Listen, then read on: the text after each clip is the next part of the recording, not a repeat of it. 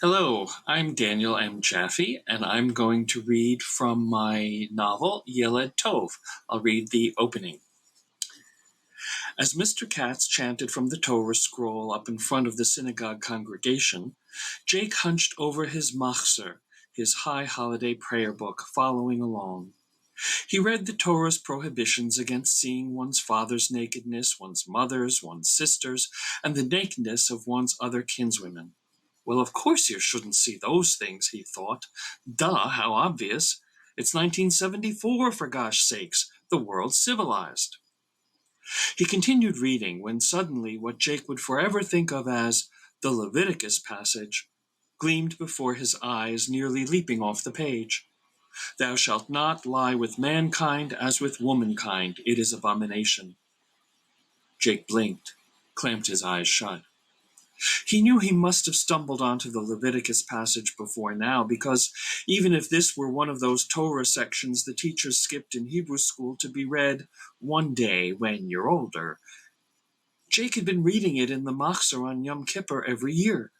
He always paid close attention when reading the Machzor because this, the Day of Atonement, was the holiest day on the Jewish calendar, the end of the 10-day New Year period during which Jews the world over repented for sin in the hope that God would forgive them, would seal them in the Book of Life. Maybe the Leviticus passage jumped out at Jake for the first time because he understood Hebrew better now at nearly age 16 than he had before. Or more likely, it bore greater significance now because Jake's feelings and fantasies had grown much clearer over this past year. Knitting his thin eyebrows, Jake read further still.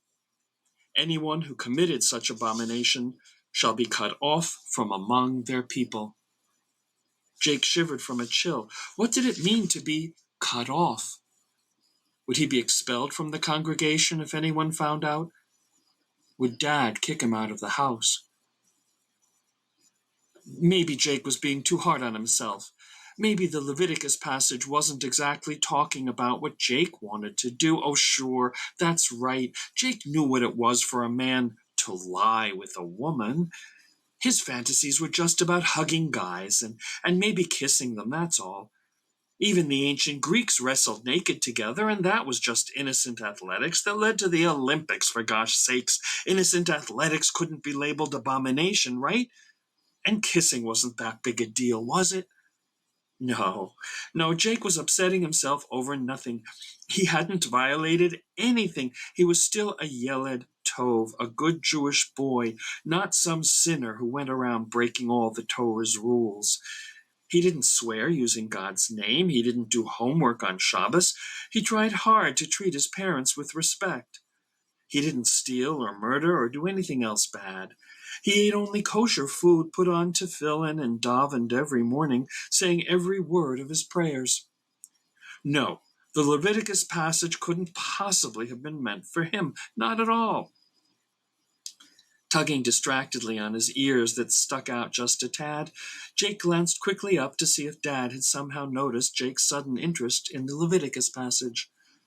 After all, Dad noticed everything, like the time last week when Dad caught Jake masturbating. That had been the most embarrassing moment of Jake's life. He'd been lying in bed late Thursday afternoon on top of the blue and yellow striped sheets, his red t-shirt lifted to expose his belly, his briefs and shorts down to his ankles, and a facial tissue laid carefully over his pubic hair.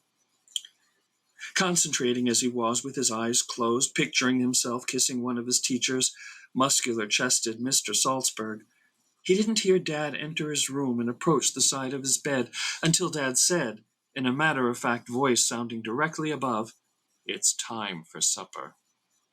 Jake rolled quickly away onto his side, facing the wall. Be right down," Jake mumbled, not looking up at what he knew must be a narrow face gaunt with disappointment and shock. Could Dad tell the fantasy that had precipitated... "Your door wasn't clicked closed," Dad mumbled on his way out of the room. Jake knew the household rule of privacy. Any room could be entered without prior knocking as long as the room's door had not been clicked closed.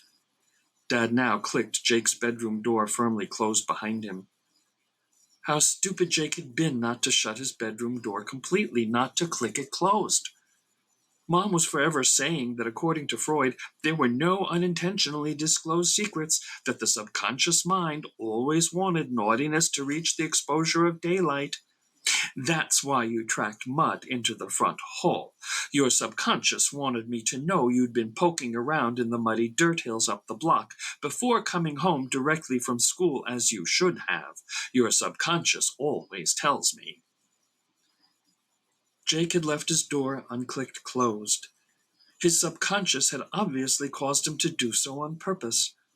He must have wanted Dad to walk in on him, to find him. As Jake's face burned with shame against his pillow, he wondered why he would invite such discovery.